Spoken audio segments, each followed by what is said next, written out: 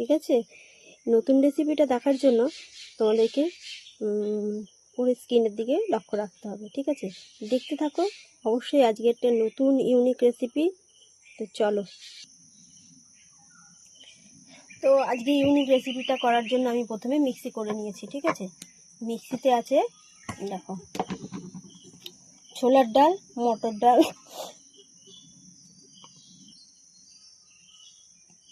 আর আছে কাঁচা লঙ্কা, আদা, ব্যাস। এটা দিয়ে ভালো করে মিক্সি করে নিয়েছি। আর মিক্সিটা দেখো কত সুন্দর, একটু দানা দানা রাখতে হবে, পুরো একদম মিহি করলে ভালো লাগবে না। আর এটা হচ্ছে দেখো বেশি ঝোল ঝোল করলেও হবে না। তো এটা দিয়ে হবে কি, মিক্সি করে নিয়েছি, মিক্সির বাটিতে ঢেলে নেবো। এবার আমি একটা পাত্রের মধ্যে ঢেলে নিলে জিনিসটা করতে বেশ সুবিধা হবে। হেবি টেস্টি একটা রান্না। এই রান্নাটা অনেকদিন করি না, তাই ভাবলাম আজকে তোমাদের কাছে শেয়ার করি।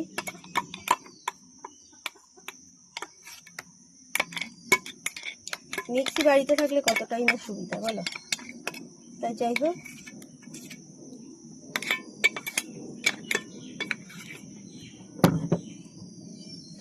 দেখো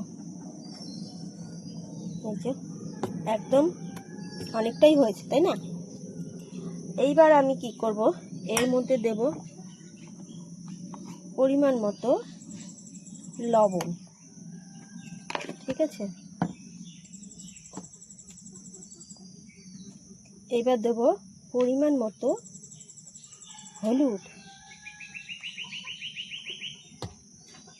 এবার দেব, কাঁচা লঙ্কা দেওয়া আছে তাও একটু দিলাম, গোলমরিচের গুঁড়ো। আচ্ছা, তোমরা চাইলে যদি কাঁচা জোয়ান থাকে সেটাও দিতে পারো, তো আমার কাছে এখন কাঁচা জোয়ান নেই। আমি দেবো এবার গোটা জিরে, জিরেটা একটু বেশি পরিমাণেই দেবো। জোয়ানটা দিলে ভালো লাগতো, তো জোয়ান নেই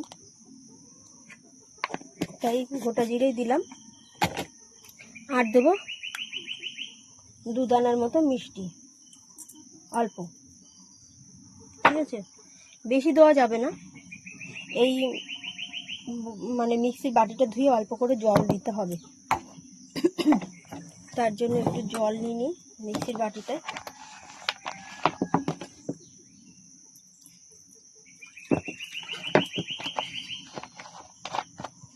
এটা যখন কড়াইতে কষাবো তখনই এটা জলটা দেব, এখন দেব না, ঠিক আছে। কেন বাটিটা ধুয়েও আবার একটু জল দিতে লাগবে পরে। তো ভালো করে মিক্স করে নিই এইভাবে। তোমরা চাইলে লঙ্কার গুঁড়ো দিতে পারো, তো আমি কাঁচা লঙ্কা অনেকটাই দিয়েছি, আর শুকনো লঙ্কা দেবো না।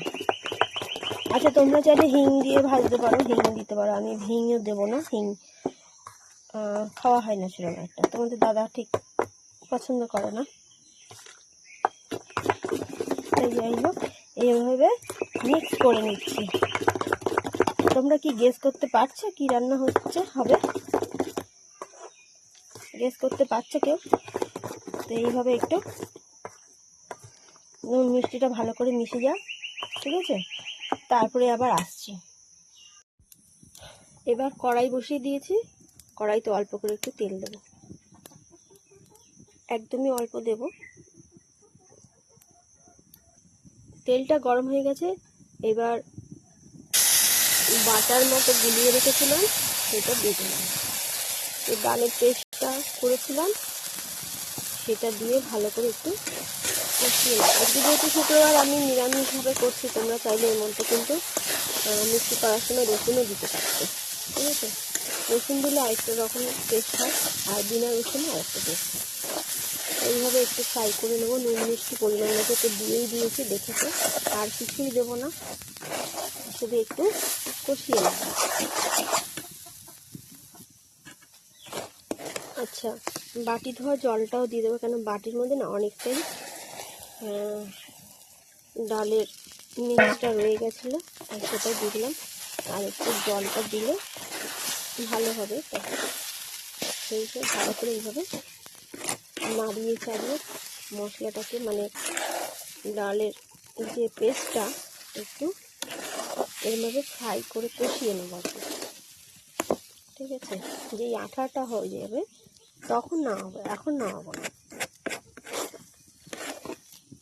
কি সুন্দর একটা দলা পাকিয়ে আসবে, সেই অবস্থায় অপেক্ষা করবো, সেই অবস্থায় আসার জন্য।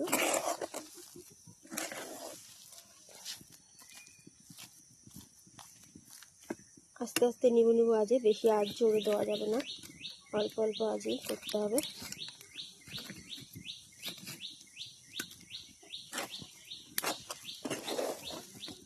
আর আমার ভিডিওগুলো তোমরা যারা দেখো অবশ্যই কিন্তু একটু লাইক কমেন্ট শেয়ার করো, ভালো লাগলে একটু সাবস্ক্রাইব করে দিও আর বেল আইকনটা অন করে দিও।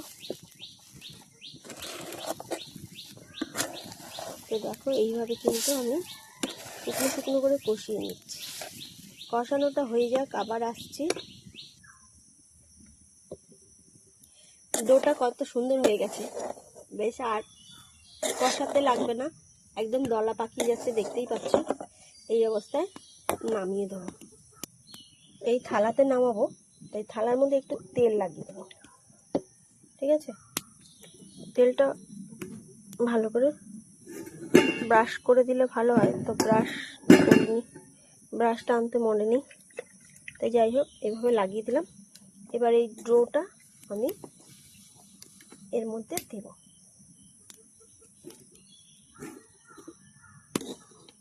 অনেকটাই ড্র হয়েছে, ভালো করে পাতিয়ে দেবো। এবার দেখো মানে খুন্তি দিয়ে ভালো করে মিশিয়ে দিয়েছি, এইভাবে চেপে চেপে দিলাম। ঠিক আছে, গরম অবস্থায় এটা ঠেসে রাখতে হবে, কিন্তু ঠান্ডা হয়ে গেলে করলে হবে না।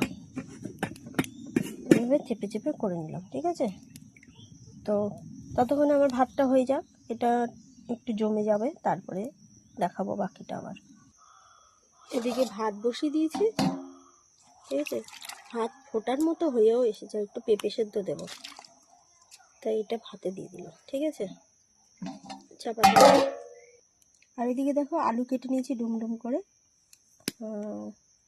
রান্না করার জন্য।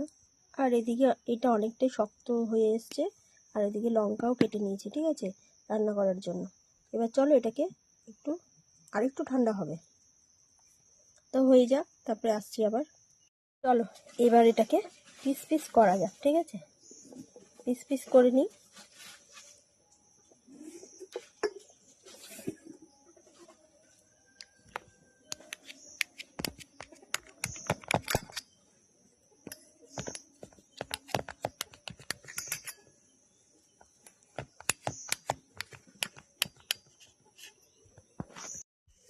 তো এবার ভাত আমার হয়ে গেছে, কড়াই বসিয়ে দিয়েছি, কড়াইও গরমও হয়ে গেছে। এবার একটু বেশি করে তেল দিয়ে দেবো। ঠিক আছে, কড়াইয়ের তেল টকবক করে ফুটছে। ঠিক আছে, দারুণ সুন্দর গরম হয়ে গেছে। এবার এক এক করে এগুলো মিক্স করা, এগুলো ভেজে নেব। এইগুলো কি রান্না হচ্ছে যদি কেউ জানো কমেন্টে বলো। দেখো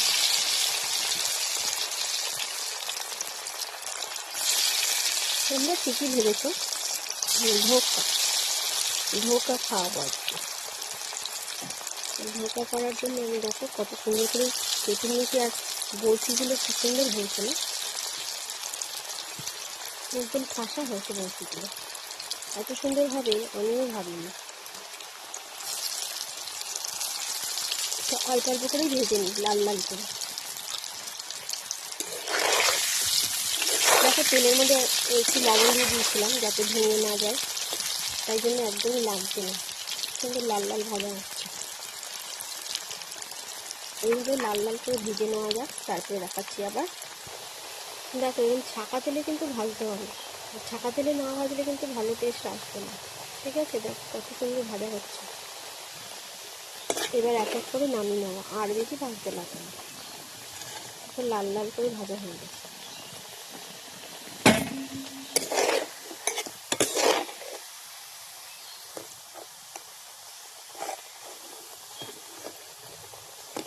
কত সুন্দর লাল লাল হয়েছে না, দেখো বড়াগুলো সব লাল লাল করে, এটা একটু লাল হয়েছে তবে খুব কালো না, তো লাল লাল করে ভেজে নিয়েছি। এবার আমি কড়াইতে যে তেল আছে তার মধ্যে একটু সর্ষের তেল দেবো, ব্যাস আর দেবো না। ফোড়ন দেওয়ার জন্য আমি গোটা জিরে আর জিরে রাখা তেজপাতাগুলো একটু ছুঁয়েই দিলাম। ফোড়নটা লাল লাল করে হয়ে যাচ্ছে, আর বেশি কালো করবো না। এবার কেটে রাখা আলুগুলো দিয়ে ভালো করে ভাজবো। আলুগুলো না ভাজলে ভালো লাগবে না। নাড়িয়ে নাড়িয়ে ভেজে নেব। আলু ভাজার মধ্যে অল্প করে লবণ দেবো।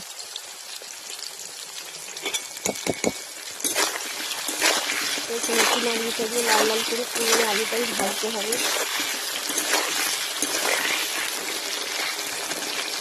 আর দেবো অল্প করে একটু ঘি।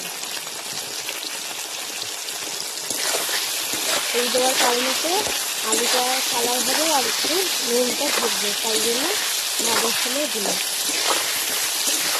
এবার আলুটা ভাজা হোক, এদিকে আমি একটা ডো বানাবো। আচ্ছা, ডো বানানোর জন্য আমি রেডি করি সব। আর এদিকে দেখো কটা কড়াইশুঁটি শুকিয়ে গেছিলো, সেটা ছাড়িয়ে রেখেছি। কড়াইশুঁটি দিলে না বেশ ভালো লাগে। অল্প একটু জল দেবো একটা ব্যাটার পেস্ট বানানোর জন্য মশলার। অল্প করে একটু জল দিলাম, পরিমাণ মতো লবণ দেব। লবণটা না বেশি চলে না, অল্প করেই দিলাম।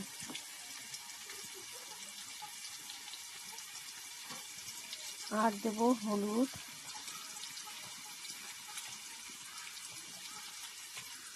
আর এদিকে যদি আমার মশলাটা কিন্তু ভাজা, তাও আমি একটু জলের মধ্যে দিলাম, কেন বেশ মিশবে ভালো, ধনে জিরের গুঁড়ো।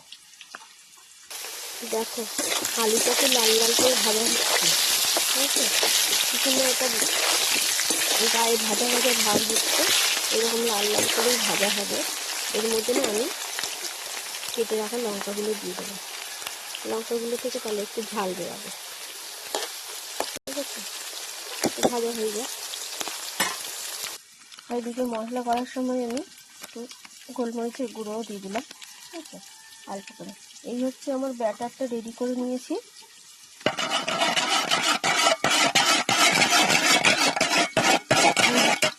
মশলার আর কি গ্রেভি করার জন্য যে মশলা দেবো সেটাই আমি জলে গুলিয়ে রাখলাম, ঠিক আছে? এদিকে আমি আদাও গ্রেট করে রেখেছিলাম, এক এক করে সবই দিতে থাকবো, দেখতে থাকো। তো আলু আর ভাজতে লাগবে না, ঠিক আছে? এবার আমি এক এক করে মশলা পেস্ট করাটা দিয়ে দেবো। আদা গ্রেট করাটা আগে দেবো। গ্রেট করা আদাটা দিয়ে দিলাম। আর তেল এতটাই গরম আছে, দিলেই একদম ছাই হয়ে যাচ্ছে। আর এদিকে পেস্টটা দিয়ে দিলাম,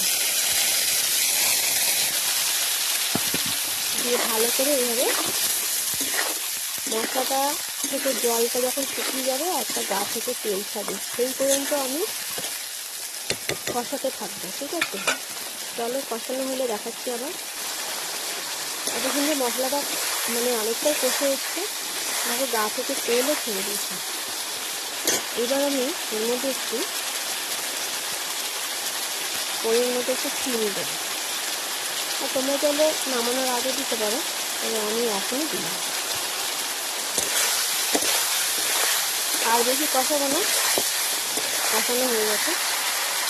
এবার আমি জল দিব, একটু বেশি জল দেবো, কারণ কি বলতো, ঝোলটা টানবে তাই। তো ফুটে যাক একটু ঝোলটা। দেখো তরকারি কিন্তু ফুটে গেছে, ঠিক আছে? আর বেশি ফোটাবো না। এবার আমি ভেজে রাখা যে কোপ্তার বড়াগুলো ভেজেছিলাম দিয়ে দিলাম। তো এখন একটু না দিলে ঝোলটা টানবে না, আবার খেতেও টেস্ট হবে না, তাই একটু দিয়ে দিলাম। বেশি করেই দিয়ে দিলাম, যতটা আর কি লাগবে। আর একদিকে দেখো, এইদিকে আমি যে কাঁচা কোপ্তা ছিল একটু কাঁচানো, সেটা দিয়ে দিলাম। গ্রেভি টাইট টাইট হবে একটু, তাই গাঢ় গাঢ় আর কি, টাইট বলতে গেলে গাঢ় গাঢ়, সেই জন্য আমি রেখে দিয়েছিলাম এটা। ঠিক আছে, সুন্দরভাবে আলু সব সেদ্ধ হয়ে গেছে, আর একটু ফোটাবো, তারপরে নামানো হবে। ততক্ষণ আর একটু ফুটে যাক। তো ধোকা রান্না হয়ে গেল। তোমরা এর মধ্যে চাইলে ঘি, গরম মশলা দিতে পারো। তরকারি ফুটে গেছে, নামিয়ে নেব। নামানোর আগে একটু ঘি দিয়ে দিলাম। ঘরোয়া পদ্ধতিতে ঢোকার ডালনা দারুণ টেস্ট হয়েছে, ঘি গরম মশলা দিয়ে। আজকে ফ্রাইডে, তাই তো সবাই ভালো থেকো। আর আমার ভিডিওটা কেমন লাগছে, তরকারিটা কেমন হয়েছে কমেন্ট করে অবশ্যই বলো। টাটা।